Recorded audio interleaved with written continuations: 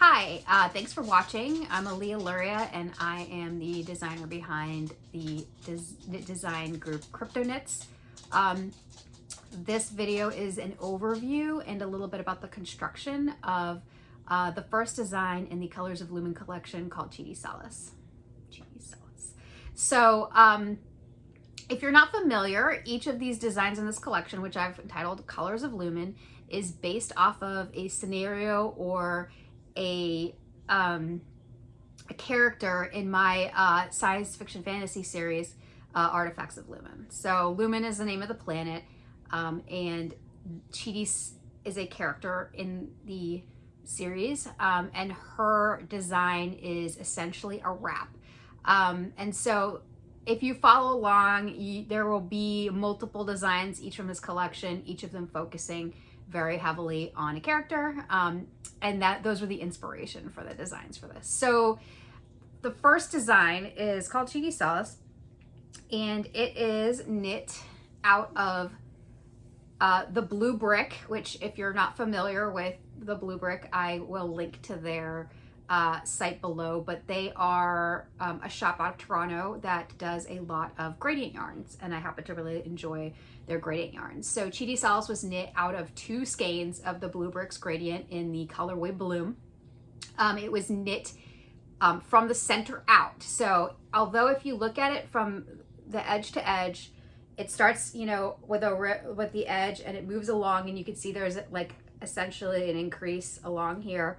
And it moves towards the center, which has a climbing lily flower pattern along the top, and the bottom has a series of eyelet increases along that work their way out. This causes a flare or a bell in the shawl that gives it a very fitted look. So when it's around your shoulders, it wraps closely around your shoulders and your waist, and it flares out, which gives it almost like a coat look or a really just flattering look for people who love to wear shawls but think that possibly they look a little frumpy, particularly a large shawl like this.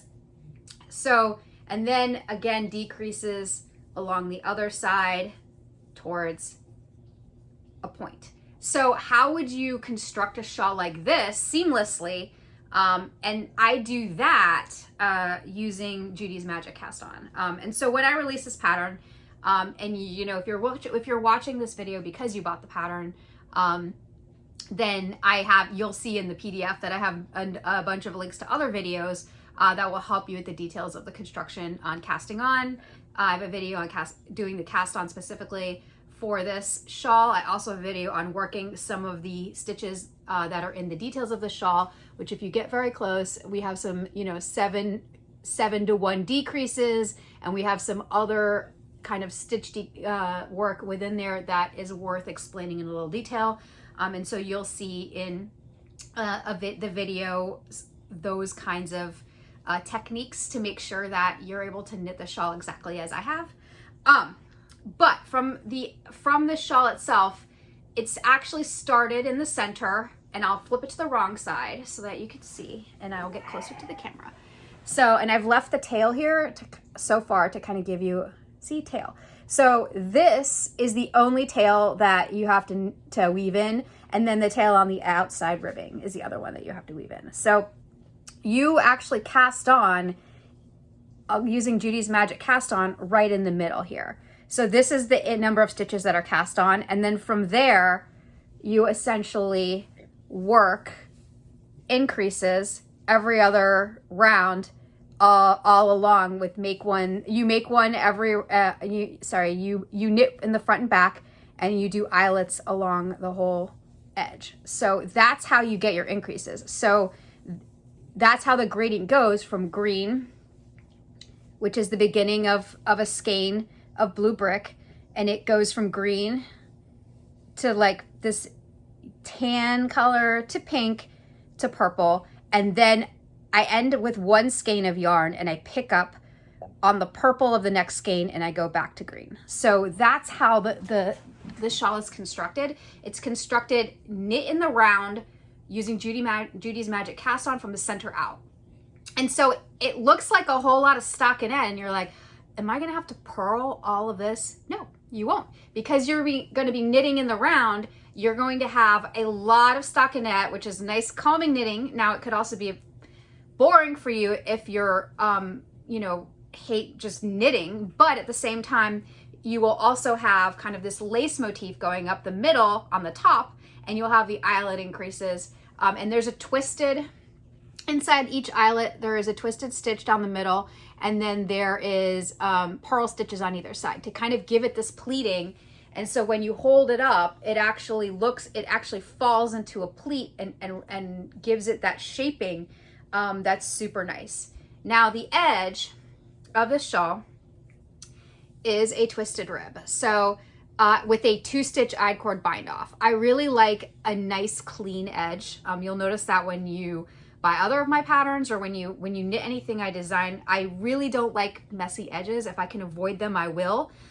So this is just a 2-stitch eye cord that goes all the way around, and you can see that this is not where it started.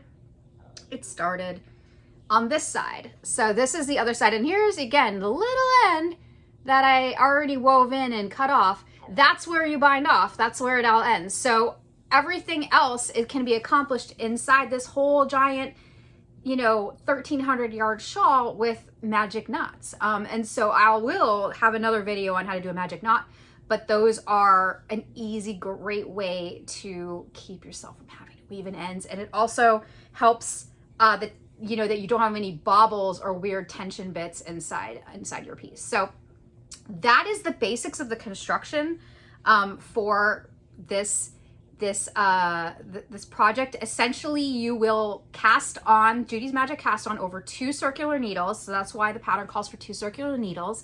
And then you will work from one needle to the other needle and back and around and around and around until you have enough stitches that you feel like, okay, one giant needle works for me. And so essentially you'll work like you'll cast on, and then you'll work a bit. You'll place your beginning of round marker, and then you'll place your eyelet markers along the bottom needle, and then you'll knit to the end, and then you'll place your markers for your lace motif on the top needle, and then from there you're just knitting around, and you are between the markers doing the eyelets and doing the lace. And I have included in the pattern essentially a chart, a round by round chart, so that you can always refer to whatever round you're on and say, okay, I should be knitting eyelet yarn overs this round, and I should be knitting, you know, row 25 of my lace motif. So that way you're not getting lost in the pattern, and you're always able to follow, because you do have a couple things going on with the shawl during every round. You're trying to figure out what part of this lace motif you're on. You're trying to figure out what part of the 10 round repeat you're on with your eyelets. And then you also have a 4 round repeat, which dictates whether or not you're doing yarn overs. And so along the edge increase. So again, I've charted all of that out to make it as easy as possible. And we'll be providing videos for the bits and pieces of this shawl, so that you have everything you need to do in one place to have a successful cast on and as stress-free as possible a knit. And then at the end, hopefully you'll be able to block it out and have a beautiful piece like this, which you then can wrap around your shoulders, and which, well, right now it's very high, and which will give you a really gorgeous drape as you move through this. So again, this is just the overview video, so please check out the other videos for casting on and for doing the various portions of the construction. And if you have any other questions, just reach out to me. I'm more than happy to answer any questions. And hopefully I will see you again in the next video. All right, thanks. Bye.